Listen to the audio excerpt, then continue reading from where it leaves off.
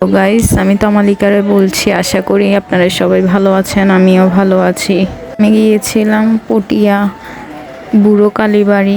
সকালেই ঘুম থেকে উঠে রেডি হয়ে বের হয়ে গেছিলাম আমরা সবাই। সকালবেলা ঘুম থেকে উঠতে আমার কি পরিমাণ যে প্যারা লাগে সেটা আমি জানি।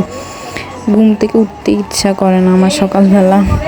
আর এদিকে আমি বাহিরে কিছু গ্রামের ভিডিও করে নিয়েছিলাম। গ্রামের ভিডিও করতে আমার অনেক ভালো লাগে। গ্রামের পরিবেশটা অনেক সুন্দর। যেহেতু শহরে থাকি, গ্রামের পরিবেশ আমাদের থেকে ভালো লাগবে। গ্রামে তো আমাদের তেমন যাওয়া হয় না। ওখানে যেহেতু গ্রামের পরিবেশ আমার অনেক ভালো লাগে, সেজন্য ভিডিও করতে করতে কিন্তু আমরা পৌঁছে গিয়েছিলাম ওইখানে। আমি বাহিরের থেকে কিছু ভিডিও ক্লিপ নিয়েছিলাম বাহিরে।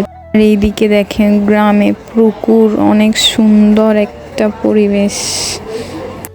এই যে দেখেন মায়ের দর্শন করলাম আমরা। পূজা হচ্ছিল, সেই জন্য অনেক মানুষ ছিল। সবাই বসে ছিল, অপেক্ষা করতেছিল, পুজো হইতেছিল, সেই জন্য। আর এইখান দিয়ে আমার চেহারা দেখাতেছিলাম আমি যে কি পরিমাণ টায়ার্ড ছিলাম।